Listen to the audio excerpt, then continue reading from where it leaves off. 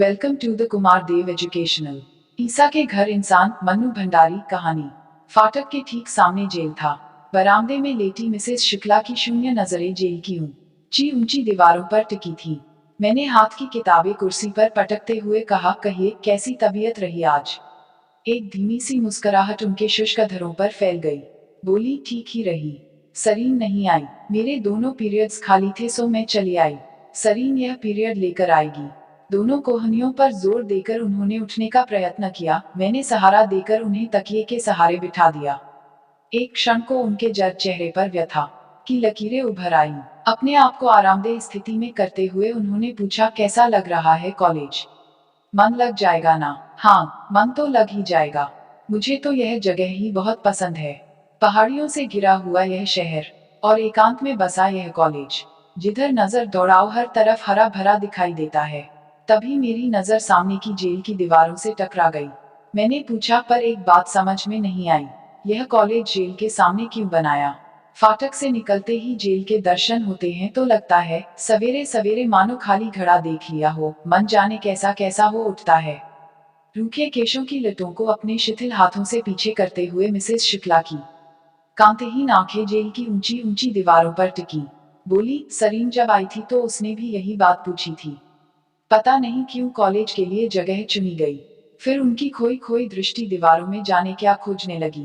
पैरों को कुछ फैलाकर उन्होंने एक बार फिर अपनी स्थिति को ठीक किया और बोली, तुम लोग जब कॉलेज चली जाती हो तो मैं लेटी लेटी इन दीवारों को ही देखा करती हूँ। तब मन में लालसा उठती है कि काश ये दीवारें किस तरह हट जाती या पारदर्शी ही हो जाती और मैं देख पाती कि उस पार क्या है। सवेरे शाम इन दीवारों को बेधकर आती हुई कैदियों के पैरों की बेड़ियों की झंकार मेरे मन को मथती रहती है और अनायास ही मन उन कैदियों के जीवन की विचित्रा विचित्रा कल्पनाओं से भर जाया करता है। इस अनंत आकाश के नीचे और विशाल भूमि के ऊपर रहकर भी कितनी सीमित, कितना घुटा घुटा रहता होगा उनका जीवन। चांद और सितारों से सजी इस निहायत ही खूबसूरत दुनिया का सौंदर्य, परिवार वालों का स्नेह और प्यार, जिंदगी में मस्ती और बहारों के अरमान क्या इन्हीं दीवारों से टकराकर चूर चूर न हो जाया करते होंगे। इन सबसे वंचित कितना उबा देने वाला होता होगा इनका जीवन। न आनंद, न उल्लास, न रस। और एक गहरी निश्वास छोड़कर वे फिर बोली, जाने क्या अपराध किए होंगे इन बेचारों ने और न जाने की न परिस्थितियों में वे अपराध किए होंगे कि यूं सब सुखों से वंचित जेल की सीलन भरी अंधेरी कोठरियों में जीवित रहने का नाटक करना पड़ रहा है। तभी दूधवाली के कर्कश स्वर ने मिसेज शुक्ला के भावना स्रोत को रोक दिया। मैं उठी और दूध का बर्तन लाकर दूध लिया। मिसेज शुक्ला बोली, अब चाय का पानी भी रख ही दो। सरीन आएगी तब तक उबल जाएगा। मैं पानी चढ़ाकर फिर अपनी कुर्सी पर आ बैठी। बोली, मदर ने आपको पूरी तरह आराम करने के लिए कहा है। आपकी जगह जिन्हें रखा गया है वे कल से काम पर आने लगेंगी। आज शाम को शायद मदर खुद आपको देखने आए। मदर यहाँ की बहुत अच्छी हैं रत्ना। जब मैं यहाँ आई थी तब जानती हो सारा स्टाफ नंस का ही था। मेरे लिए तो यही समस्या थी कि इन नंस के बीच में रहूंगी कैसे। पर मदर के स्वभाव ने आगा पीछा सोचने का अवसर ही नहीं दिया, बस यहाँ बांध कर ही रख लिया। फिर तो सरीन और मिश्रा भी आ गई थी। मिश्रा गई तो तुम आ गई। मुझे तो सिस्टर एनी और सिस्टर जेन भी बड़ी अच्छी लगी। हमेशा हंसती रहती हैं। कुछ भी पूछो तो इतने प्यार से समझाती हैं कि बस। बड़ी अफेक्शनेट हैं। हाँ, ये लूसी और मेरी जाने कैसी हैं। जब देखो चेहरे पर मुड़नी छाई रहती है, न किसी से बोलती हैं, न हंसती हैं। मिसेज शुक्ला ने पीछे से एक तकिया निकालकर गोद में रख लिया और दोनों कोहनियां उस पर गिराकर बोली, एनी और जेन तो अपनी इच्छा से ही सब कुछ छोड़ छाड़ कर नन बनी थी, पर इन बेचारियों ने जिंदगी में चर्च और कॉलेज के सिवाय कुछ देखा ही नहीं। कॉलेज में काम करती हैं, बस यही है इनका जीवन। अब तुम ही बताओ कहाँ से आए मस्ती और शोखी। वाह, यह भी कोई बात हुई।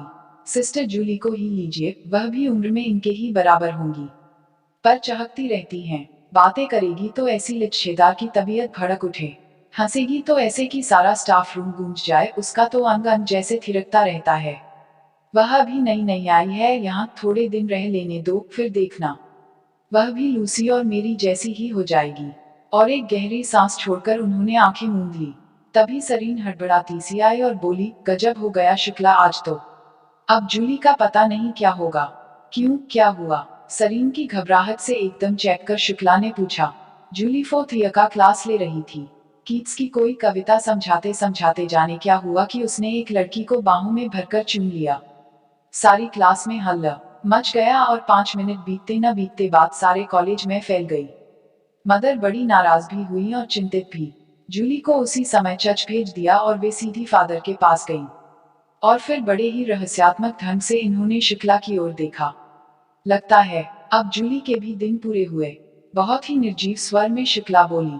मुझे सारी बात ही बड़ी विचित्रा लग रही थी। लड़की लड़की को किस कर ले।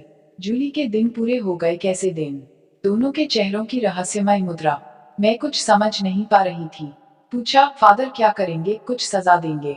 मेरा मन जूली के भविष्य की आशंका से जाने कैसा कैसा हो उठा। अभी अभी तो रत्ना जूली की ही बात कर रही थी और अभी तुम यह खबर ले आई। सुनते हैं जूली पहले जिस मिशनरी में थी वहां भी इसने ऐसा ही कुछ किया था, तभी तो उसे यहाँ भेजा गया कि फिर कभी कोई ऐसी वैसी हरकत करे तो फादर का जादू का डंडा घुमवा दिया जाए। और शुक्ला के पपड़ी जमे शुष्क अधरों पर फीकी सी मुस्कुराहट फैल गई। जादू का डंडा, बताए न क्या बात है। आप लोग तो जैसे पहेलियां बुझा रही हैं। बेताब होकर मैंने पूछा, अरे क्यों इतनी उत्सुक हो रही हो। थोड़े दिन यहाँ रहोगी तो सब समझ जाओगी। यहाँ के फादर एक अलौकिक पुरुष हैं, एकदम दिव्य। कोई कैसा भी पतित हो या किसी का मन जरा भी विकारग्रस्त हो, इनके संपर्क में आने से ही उसकी आत्मा की शुद्धि हो जाती है। दूर दूर तक बड़ा नाम है इन फादर का। बाहर की मिशनरीज से कितने ही लोग आते हैं फादर के पास आत्मा शुद्धि के लिए। चलिए, मैं नहीं मानती। मन के विकार भी कोई ठोस चीज है कि फादर ने निकाल दिए और आत्मा शुद्धि हो गई। मैंने अविश्वास से कहा। कमरे से चाय के प्याले बनाकर लाती हुई सरीन से शुक्ला बोली, लो, इन्हें फादर की अलौकिक शक्ति पर विश्वास ही नहीं हो रहा है। इसमें अविश्वास की क्या बात है। हम रे देश में तो एक से एक पहुंचे हुए महात्मा हैं। तुमने कभी नहीं सुना ऐसी महान आत्माओं के बारे में। सुनने को तो बहुत कुछ सुना है पर मैंने कभी विश्वास नहीं किया। अच्छा, अब जूली को देख लेना, अपने आप विश्वास हो जाएगा। लूसी, जो आज इतनी मनहूस लगती है, यहाँ आई थी तब क्या जूली से कम चपल थी। फिर देखो फादर ने 3 दिन में ही उसका काया पलट कर दिया या नहीं। शुक्ला ने सरीन की ओर देखते हुए जैसे चुनौती के स्वर में पूछा। तभी डॉक्टर साहब आए। मिसेस शुक्ला ने इंजेक्शन लगाया और पूछताछ करने लगे। सरीन मुझे गर्म पानी की थैली का पानी बदल देने का आदेश देकर नहाने चली गई। इंजेक्शन लगाने के बाद करीब घंटे भर तक शुक्ला की हालत बहुत खराब रहती थी। मैंने उन्हें गर्म पानी की थैली देकर आराम से लिटा दिया। उनके चेहरे पर पसीने की बूंदें झलक आई थी, उन्हें पोंछ दिया। वे आंखें बंद करके चुपचाप लेट गईं। मन में अनेकानेक प्रश्न चक्कर काट रहे थे और रह रहकर जूली का हंसता चेहरा आंखों के सामने घूम रहा था। फादर उसके साथ क्या करेंगे, यह प्रश्न मेरे दिमाग को बुरी तरह मथ रहा था। मैंने दूर से फादर को देखा है। ऊपर से नीचे तक सफ्ता लबादा पहने वह कभी कभी चच जाते हुए दिख जाया करते थे। इतनी दूर से चेहरा तो दिखाई नहीं देता था, पर चार ढाल से बड़ी भव्य मूर्ति लगते थे। मन श्रद्धा से भर उठे। ऐसे फादर में कौन सी शक्ति है जो आत्मा की शुद्धि कर देती है। यही बात मेरी समझ में नहीं आ रही थी। अगले दिन जूली नहीं आई। मैंने सिस्टर एनी से कुछ पूछना चाहा तो उन्होंने धीरे से अंगुली मुंह पर रखकर चुप रहने का आदेश कर दिया। मैंने देखा कि लूसी और मेरी इस घटना से काफी संतुष्ट सी नजर आ रही थी। कल से उनके खिजलाहट भरे चेहरों पर हल्के से संतोष की झलक नजर आ रही थी। 2 दिन और इसी प्रकार बीत गए। तीसरे दिन मैं कुछ जल्दी ही कमरे से रवाना होने लगी तो सरीन ने पूछा, अरे अभी से चल दी? कुछ कॉपियां देखनी है, यहाँ लेकर नहीं आई, अब स्टाफ रूम में बैठकर ही देख लूंगी। आज नंबर देने ही हैं। और मैं चल पड़ी। यूं हमारे कमरों और कॉलेज के बीच में भी एक छोटा सा फाटक था, पर वह अक्सर बंद ही रहा करता था, सो मेन गेट से ही जाना पड़ता था। जैसे ही मैं कॉलेज के फाटक में घुसी, मैंने देखा जूली चर्च का मैदान पार कर नीची नजरें किए धीरे धीरे कॉलेज की तरफ आ रही है। एक बार इच्छा हुई कि दौड़कर उसके पास पहुंच जाऊं, पर जाने क्यों पैर बढ़े ही नहीं। मैं जहां की तहां खड़ी रही। वह मेरे पास आई, पर बिना आंख उठाए, बिना एक भी शब्द बोले वैसी ही शिथिल चाल से गुजर गई। मैं अवाक सी उसका मुंह देखती रही। 2 दिन में ही क्या हो गया इस जूली को, मैं नहीं जानती। फादर ने उसके ऊपर जादू का डंडा घुमाया या उसे जंतर मंतर का पानी पिलाया, पर जूली हंसना भूल गई। इसकी सारी शोखी, सारी हंसी, सारी मस्ती जैसे किसी ने सोख ली हो। उस दिन किसी ने जूली से बात नहीं की, शायद मदर का ऐसा ही आदेश था। पर जूली के इस नए रूप ने मेरे मन में विचित्र सा भय भर दिया। लगता था जैसे जूली नहीं, उसकी जिंदा लाश घूम रही है। सिस्टर एनी ने इतना जरूर कहा कि फादर ने उसकी आत्मा को पवित्र कर दिया, उसकी आत्मा के विकार मिट गए, पर मुझे लगता था जैसे जूली की आत्मा ही मिट गई थी, मर गई थी। अपने कमरे पर आकर मैंने मिस शुक्ला को सारी बात बताई तो बिना किसी प्रकार का आश्चर्य प्रकट किए वे बोली, मैं तो पहले ही जानती थी। पता नहीं कैसी शक्ति है फादर के पास। रात में सोई तो बड़ी देर तक दिमाग में यही सब चक्कर काटता रहे। कभी लूसी और कभी मेरी की शक्लें आंखों के सामने घूम जाती। उन्हें देखकर लगता था मानो वे अपने से ही लड़ रही हैं, अपने को ही कुतर रही हैं, एक अजीब खिजलाहट के साथ, एक अजीब आक्रोश के साथ। कॉलेज की बड़ी लड़कियों को हंसी ठिठोली करते देख उनके दिलों से बराबर ही सर दाहें निकल जाया करती थी। उनके जवान दिलों में उमंगों और अरमानों की आंधियां नहीं मचलती थीं और उनकी आंखों में वह कांति और चमक नहीं थी जो इस मर की खासियत होती है। ऐसा लगता था इनकी आंखें आंखें न होकर दो कब्र हैं जिनमें उनके मासूम दिलों की सारी तमन्नाओं को, सारे अरमानों को मारकर सदा सदा के लिए दफना दिया हो। पहले ये भी जूली जैसी ही चंचल थी, तो अब जूली भी हमेशा के लिए ऐसी ही हो जाएगी। और जूली का आज वाला रूप मेरी आंखों के सामने घूम जाता है। मैंने जोर से तकिए में अपना मुंह छिपा लिया और इन सारे विचारों को दिमाग से निकालकर सोने की कोशिश करने लगी। मैं नहीं जानती क्या हुआ, पर आंख खोली तो देखा मैं पसीने से तर थी और सांस जोर जोर से ऊपर नीचे हो रही थी। मिसेज शुक्ला मुझे पकड़े हुए थी और बार बार पूछ रही थी, क्या सपना देखकर डर गई।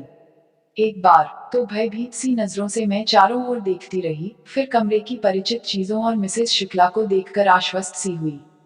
क्या हो गया, क्यों चिल्लाई थी इतनी जोर से? कोई सपना देखा था क्या? उन्होंने फिर पूछा। हाँ, मुझे ऐसा लगा कि एक बड़ी सी सफेद चिड़िया आकर मुझे अपने पंजे में दबोचकर उड़े जा रही है और उसके पंजों के बीच मेरा दम घुटा जा रहा है। चलो, थी चिड़िया ही, चिड़ा तो नहीं था, तब कोई बात नहीं। चिड़िया कहीं नहीं ले जाने की, ले जाने वाले तो चिड़े ही होते हैं। हंसते हुए उन्होंने कहा, चलिए आपको मजाक सूझ रहा है, यहाँ डर के मारे जान निकल गई। वह दम घुटने की फीलिंग जैसे अभी भी है। मैंने पानी पिया और फिर सो गई। और फिर वही ढर्रा चल पड़ा। जब कभी बाहर से कोई सिस्टर या ब्रदर आत्मशुद्धि के लिए फादर के पास आते तो सिस्टर एनी मुझे यह खबर सुनाया करती थी। मैं बड़ी उत्सुकता से सारा किस्सा सुनती और विश्वास से अधिक आश्चर्य करती। सिस्टर एनी और जेन को मेरा यह अविश्वास करना अच्छा नहीं लगता था और उसे मिटाने के लिए ही वे और भी जोर शोर से घंटों फादर के अलौकिक गुणों का बखान करती। मंदगति से चलती फिरत फादर की वह सौम्य मूर्ति मेरे लिए श्रद्धा से अधिक कौतूहल और भय का विषय बनी रही।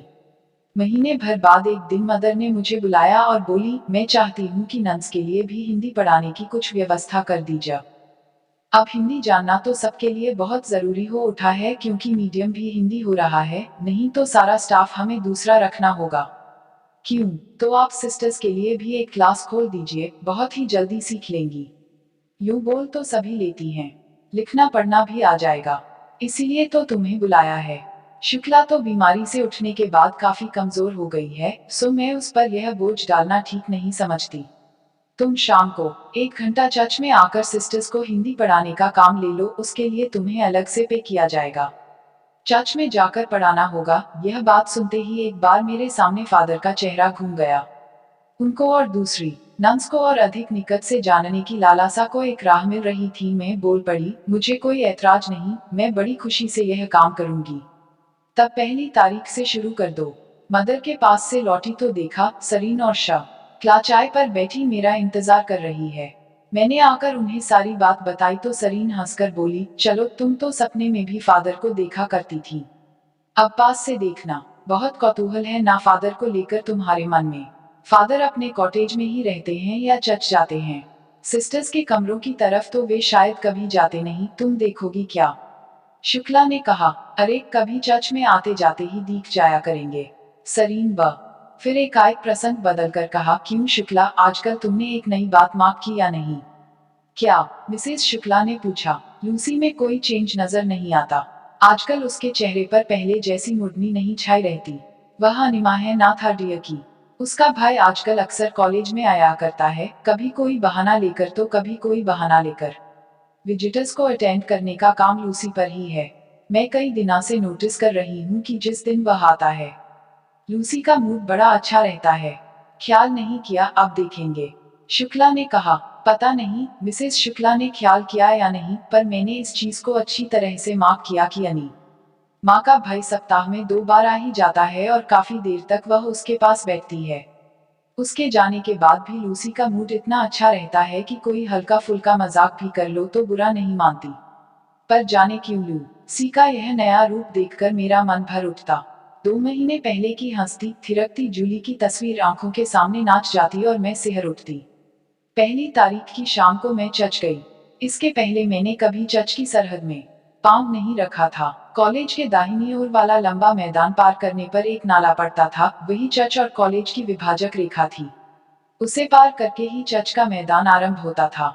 चर्च के पीछे रेवरेंड फादर और मदर का लिए 2 छोटी सुंदर कॉटेजेस बनी हुई थी और बाईं ओर सिस्टर्स के लिए एक कतार में कमरे बने हुए थे। कमरों के सामने लंबा सा बरामदा था। जाकर देखा कि क्लास के लिए उसी बरामदे में व्यवस्था की गई है।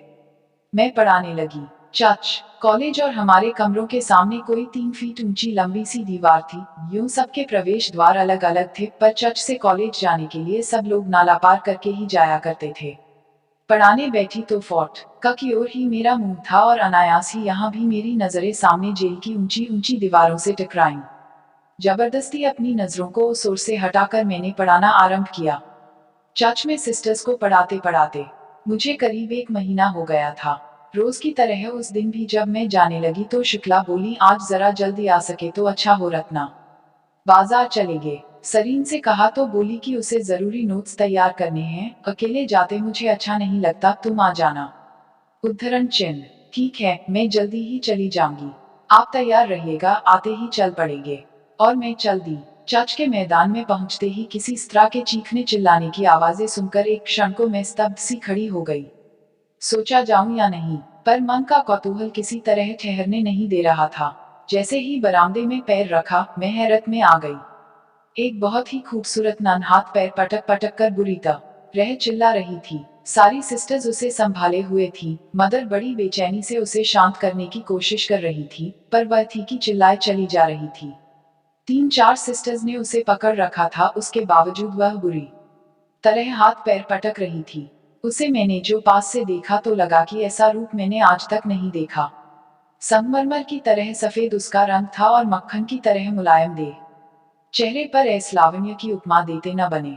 और उस लावण्यमय चेहरे पर वे 2 नीली आंखें, जैसे समुद्र की गहराइयां उतर आई हूं। मैं सच कहती हूँ कि यदि कोई एक बार भी उन नीली आंखें को देख ले तो कम से कम इस जिंदगी में तो वह उन्हें चाहकर भी न भूल पाए। मेरे घुसते ही उसकी नजर मेरी ओर घूम गई। मुझे लगा वे नीली आंखें मेरे शरीर को भेदकर मेरे मन को कचोटे डाल रही हैं। और फिर वह एकाएक चिल्ला उठी, देखो मेरे रूप को। और वह अपने कपड़ों को बुरी तरह फाड़कर इधर उधर करने लगी। सबने बड़ी मुश्किल से उसे संभला। मदर ने उसके कपड़ों को जल्दी से ठीक ठाक कर दिया। वे बड़ी ही परेशान नजर आ रही थी। हाथ रुकने पर भी उसकी जीभ चल रही थी। मैं अपनी जिंदगी को, अपने इस रूप को चर्च की दीवारों के बीच नष्ट नहीं होने दूंगी। मैं जिंदा रहना चाहती हूँ, आदमी की तरह जिंदा रहना चाहती हूँ। मैं इस चर्च में घुट घुट कर नहीं मरूंगी। मैं भाग जाऊंगी, मैं भाग जाऊंगी। हम क्यों अच्छे कपड़े नहीं पहने? हम इंसान ही हैं। मैं नहीं रहूंगी यहाँ, मैं कभी नहीं रहूंगी। देखो मेरे रूप को। तभी बाहर से सिस्टर एनी हड़बड़ाती सी आई। फादर ने एकदम बुलाया है, लिए इसे वहीं ले चलिए।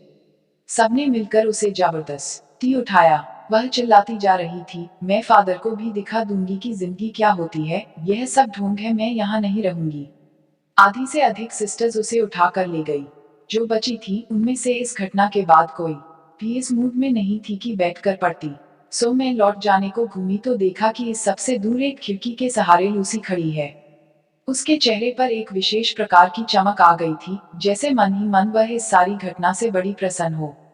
मन में अपार विस्मय, भय और दुख लेकर मैं लौटी तो शुक्ला बोली, रुक, तुम तो अभी से लौट आई, अभी तो तैयार भी नहीं हुई। आज क्लास ही नहीं हुई। और मैंने सारी बातें उन्हें बताईं। मैं जितनी इस घटना से विचलित हो रही थी, वे उतनी नहीं हुई। स्वाभाविक से स्वर में बोली, शायद बाहर से कोई सिस्टर आई होगी। क्या बताएं, इन बेचारियों की जिंदगी पर भी बड़ा तरस आता है। रात भर मेरे दिमाग में उस नईसा सिस्टर का खूबसूरत चेहरा और उसका चीखना चिल्लाना गूंजता रहा। वह फादर के पास भेज दी गई है।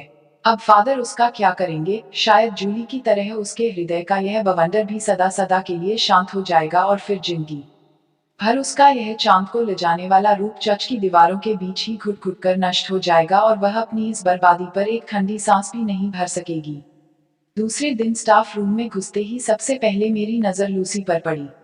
बिना पूछे ही बड़े उत्साह से उसने मुझे कल की बात बताई। जानती हो, यह जो नई सिस्टर आई है, इसका नाम एंजेला है। कहते हैं यह चर्च से भाग गई थी पर फिर पकड़ ली गई। इसके बाद पागलों जैसा व्यवहार करती थी, सो इसे फादर के पास भेज दिया। देखा कितनी खूबसूरत है। और एक सर्द सी आह उसके मुंह से निकल गई। अब क्या होगा? फादर आखिर करते क्या हैं? देखो क्या होता है। आज तो मदर भी नहीं आई। कल से वे फादर की कॉटेज पर ही हैं। सुनते हैं एंजेला काबू में नहीं आ रही है, उसका पागलपन वैसे ही जारी है। हम लोगों को भी उधर जाने की इजाजत नहीं है। 2 दिन तक कॉलेज के वातावरण, विशेषकर स्टाफ रूम के वातावरण में एक विचित्र प्रकार का तनाव आ गया। कोई किसी से कुछ नहीं बोलता। बस मैं, शुक्ला और सरीन आपस में ही थोड़ा बहुत बोल लेते थे। बाकी सारी सिस्टर्स तो ऐसे काम कर रही थी मानो मौन व्रत ले रखा हो, जैसे ऑपरेशन रूम में कोई बहुत बड़ा ऑपरेशन हो रहा हो और बाहर नर्सें व्यस्त, चिंतित सी, परेशान इधर उधर घूम रही हूँ। उनकी हर बात से ऐसा लग रहा था जैसे कह रही हूँ चुप चुप, शोर मत करो, ऑपरेशन बिगड़ जाएगा। मदर थोड़ी देर का लिए कॉलेज आती और जरूरी काम करके चली जाती थी। हाँ, लूसी मौका पाकर और एकांत देखकर चुपचाप यह खबर दे देती थी कि एंजेला किसी प्रकार शांत नहीं हो रही है, फादर सब कुछ करके हार गए। यह कहते समय लूसी का मन प्रसन्नता से भर उठता था, मानो फादर की नाकामयाबी पर उसे परम संतोष हो रहा है। चौथे दिन सवेरे मैं और मिसेस शुक्ला घूमने निकले तो देखा सामने से एंजेला चली आ रही है। मैं देखते ही पहचान गई। बिल्कुल स्वस्थ, स्वाभाविक गति से वह चल रही थी। पास आते ही मैं पूछ बैठी, सिस्टर एंजेला, आप कहाँ जा रही हैं? एक क्षण को एंजेला रुकी, मुझे पहचानने का प्रयास सा करते हुए बोली, मुझे कोई नहीं रोक सकता, जहाँ मेरा मन होगा मैं जाऊंगी। मैंने तुम्हारे फादर। फिर सहसा ऊंट चबाकर बात तोड़कर वह बोली, अब वे कभी ऐसी फालतू की बातें नहीं करेंगे। और एक बार अपनी नीली आंखों से उसने भरपूर नजर मेरे चेहरे पर डाली, सिर को हल्क सा झटका दिया और एक ओर चली गई। मैं अवाक सी उसकी ओर देखती रही। यही है एंजेला? शुक्ला ने पूछा। हाँ, पर यह तो जा रही है, किसी ने इसे रोका नहीं। फादर का जादू मंत्र इस पर चला नहीं दिखता है। बड़ी खूबसूरत है, आंखें तो गजब की है, बस देखने लायक। पर मिसेज शुक्ला की बातें मेरे कानों में ही नहीं पहुंच रही थी। मैं कभी दूर जाती एंजेला को और कभी मौन शांत खड़ी चर्च की इमारत को देख रही थी। मेरा मन हो रहा था कि दौड़कर चर्च पहुंच जाऊं और लूसी को बुलाकर सारी बातें पूछ लूं। लौटते समय भी मैंने चर्च के मैदानों पर नजर दौड़ाई, पर वहां सभी कुछ शांत था, जैसे कुछ हुआ ही नहीं हो। बड़ी मुश्किल से उस दिन 10 बजे मैं एक तरफ दौड़ पड़ी और स्टाफ रूम से लूसी को घसीटकर पीछे लान में चली गई। लूसी स्वयं सब कुछ बताने के लिए बैठी थी। लाने में पहुंचते ही बोले, एंजेला चली गई, फादर कुछ नहीं कर सके। उनकी खुद की तबीयत बहुत खराब हो रही है, मदर उनकी देखभाल कर रही हैं। सवेरे तो हम लोग भी वहां गए थे। कमरे में तो नहीं जाने दिया हमें, पर बाहर से फादर को देखा था। फादर हम सब पर भी बड़ा रोब जमाया करते थे, एंजेला ने उनका नशा डाउन कर दिया। एंजेला को सुधार नहीं सके। अपनी इस असफलता का गम उन्हें बुरी तरह साल रहा है। आत्मग्लानि से बार बार उनकी आंखों में आंसू आ रहे हैं। मदर बड़ी परेशान और दुखी हैं, उन्हें बहुत तसल्ली दे रही हैं। बार बार ईसा मसीह से उनकी शांति के लिए प्रार्थना भी कर रही हैं। और एक बड़ी ही व्यंग्यात्मक मुस्कुराहट उसके होठों पर फैल गई। इसके तीसरे दिन ही रात में सबसे आंख बचाकर चर्च की छोटी छोटी दीवारों को फांदकर कब और कैसे लूसी भाग गई, कोई जान ही नहीं पाया। बड़ी विचित्र स्थिति थी उस समय वहां की। एंजेला फादर की उस अलौकिक शक्ति को जैसे चुनौती देकर चली गई, जिसके बल पर उन्होंने कितने ही पतितों की आत्मा शुद्ध थकी थी। फादर इस असफलता पर आत्मग्लानि के मारे मेरे जा रहे थे। मदर बेहद परेशान थी। कभी फादर के पास, कभी कॉलेज तो कभी चर्च में दौड़ती फिर रही थी।